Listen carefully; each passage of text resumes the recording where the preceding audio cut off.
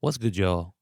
It is Thursday, January 22nd. My name is Patrick, and you are tuned into The Morning Show.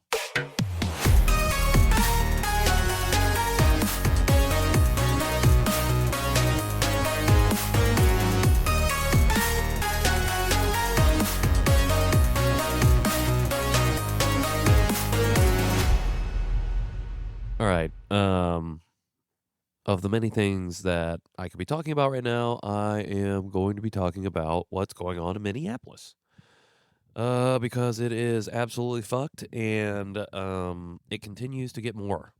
So, anyways, I just saw a story about immigration enforcement in Minneapolis detaining a 5-year-old boy who was leaving his school, Columbia Heights. They then took him out of Minnesota and are currently holding him in a detention facility in Texas. His family, it's reported, had no idea where he was for more than 24 hours. Another report, same story I saw at Columbia Heights in Minneapolis.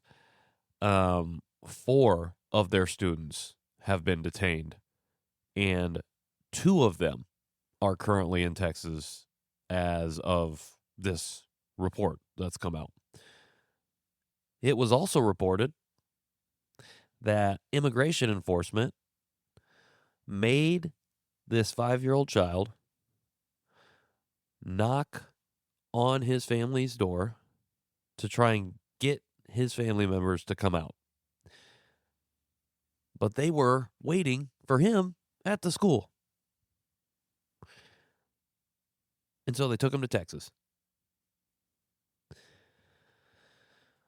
I will link the story here in the show notes. But if you happen to see it, you look at the video of it happening. This kid is wearing like a bunny hat and I think has a Spider-Man backpack.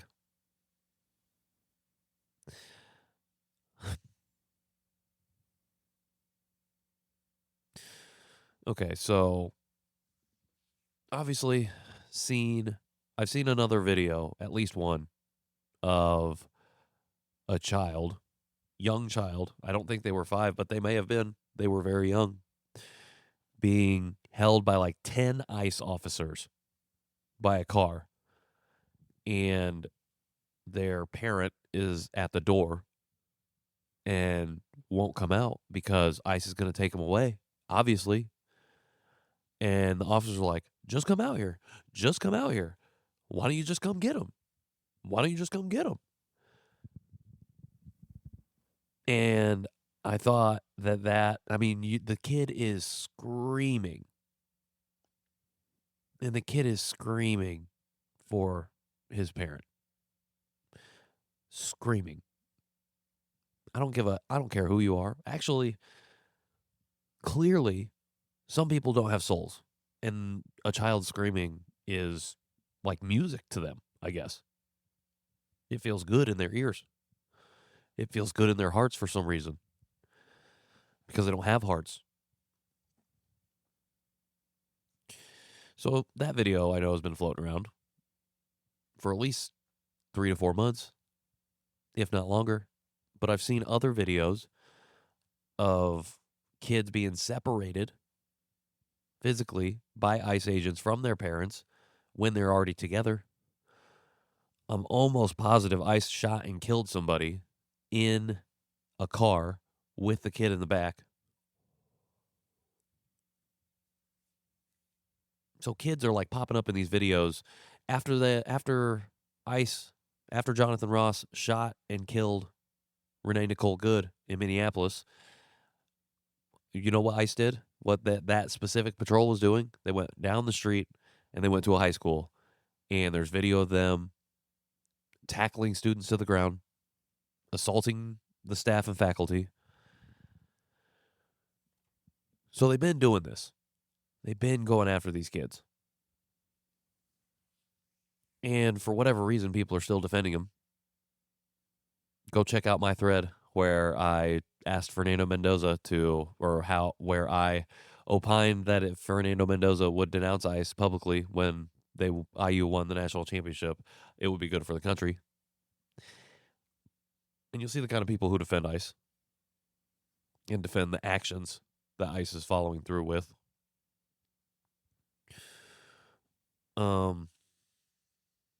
Man, but this fucking all of those and like this story, them just slow walking this kid out of his school. Man, I'm pissed off. I am pissed off. And then he's not even being held in Minnesota. Like, he's not even in the state. He's in fucking Texas. So they knowingly took this kid and then didn't even try to wait and get the parents and, like, at least so they could be together. Not that they were probably keeping them together in the first place. But they just took him. They just took him. I thought something that was really interesting in my threads comments was people saying that, so people who were coming at me and being like, oh, so you defend sex traffickers and child traffickers and rapists and murderers? The only murderers I see are the motherfuckers in masks walking around in camo in a frozen tundra with assault rifles, recklessly attacking protesters or just people standing in the street. The only child traffickers I currently see are ICE, literally doing that. None of that should be surprising to you because a lot of this is happening so that we don't have to talk about the Epstein files. And that's about exactly that, minus the murder, but probably also some murder. I feel like I don't really have a lot to say, like reporting wise, journalism wise. As I'm not a journalist, but I'm understanding that doing this particular show is and like disseminating, sharing information Monday through Friday, 5 of the 7 days of the week, and like using this platform to talk about stuff that's happening in the world right now. It feels like I've been trying to make sure that when I approach a topic or a subject, I'm very informed, or as informed as I can be. And I feel like right now in this moment, what I really feel is a lot of emotion, a lot of anger, a lot of feeling. I'm feeling a lot of my feelings right now. I mean, a lot of it has to do with being a parent. And one of my huge fears since all of this kicked off and since we've had Van is like being separated from him. I've had a couple dreams where like that is happening and he is screaming. And I know that that has to have been influenced by the had to have been influenced by these videos that I've seen of children being separated physically from their families and their parents. But like that's not something and like I feel like that has to I don't think any parent wants to be separated, like not in this way for sure, but just in general. And I think that should never happen. And I think like I'm also just trying to like process and work through loss and really understand my grief, my particular grief over people that I've lost in the past, other just random like friendships that I've had to grieve in the last 5 years. Just the person that I was grieving that, even though I don't necessarily think I like that version of me that much. If we're being 100% honest, I'm looking in the mirror right now, talking to myself.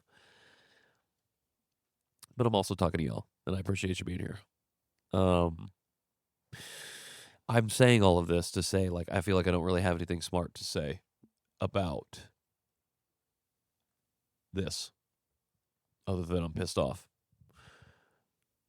And I think I just want to reiterate that I think right now It is time for the people with the most privilege to step up and use their privilege in ways that makes them uncomfortable, places them in direct opposition to this bullshit that's happening right now, and uses that privilege to like force a change. Something's got to change. Something's got to change. We can't live this way.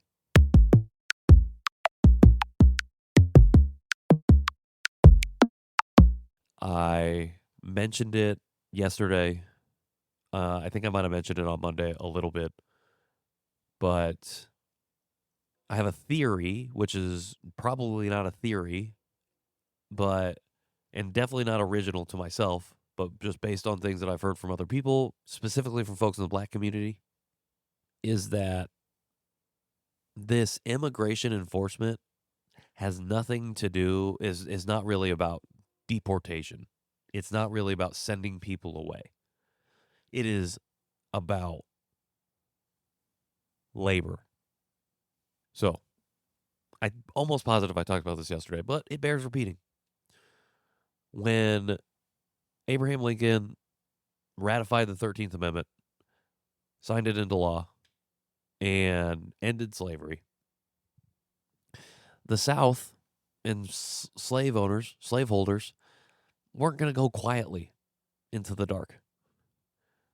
And so, because of the 13th Amendment granting the freedom to black people across the country, these slave owners decided that they were going to build a new we're going to keep it going.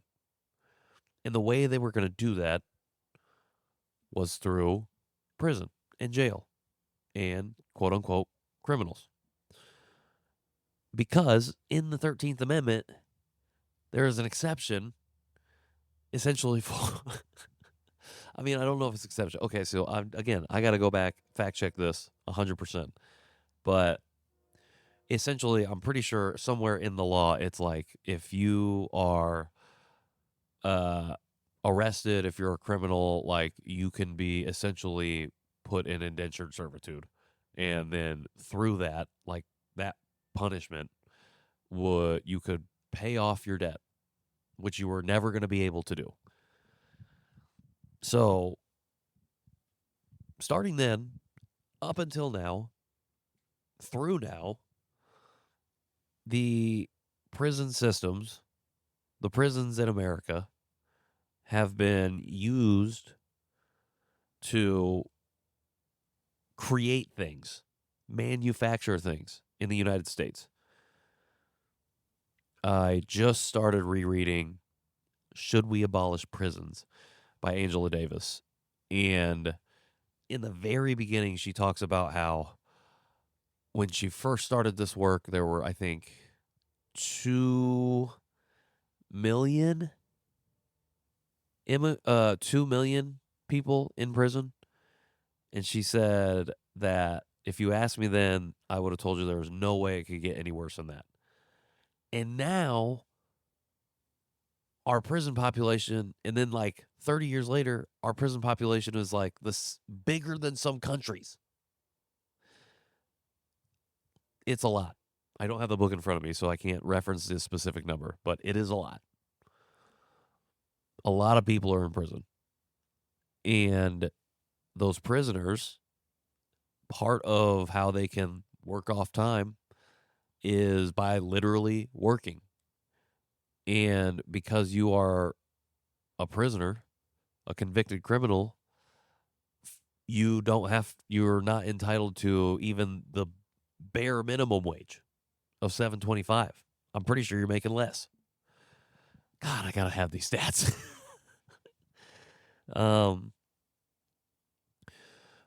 So the reason I bring that up is because I don't think this administration cares about deporting people at all. Do I think that they are going to deport people? Have they already done that? Yes. And what I think they really want to do is just detain as many people as possible, and then everybody works. Everybody works. They're talking about expanding detention centers that are already here. Marion County Jail is already at max capacity, so they're not holding people for more than 48 hours or 24 hours even. I got to check that too. I'm going to have a lot of stuff in the show notes.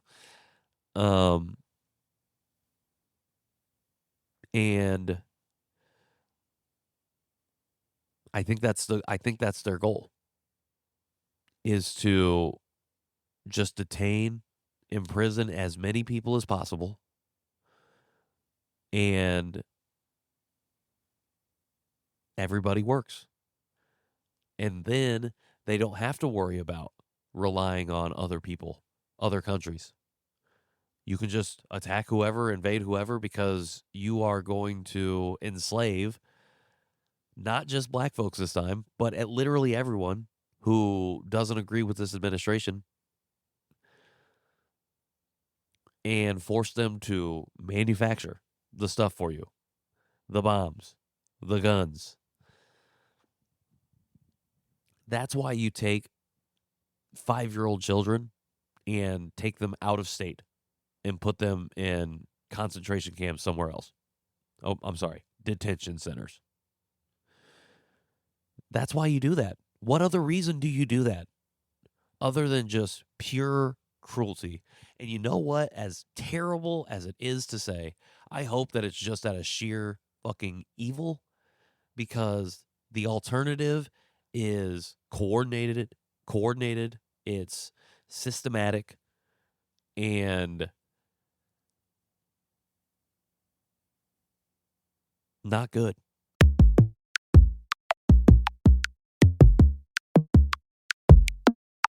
Man, I can't believe I got to 20 minutes. Hopefully I have something nicer, more fun to talk about tomorrow. There's just like shit going on in the world, and it's just a lot. And I think we're all just tired. We're tired of it. And it needs to stop.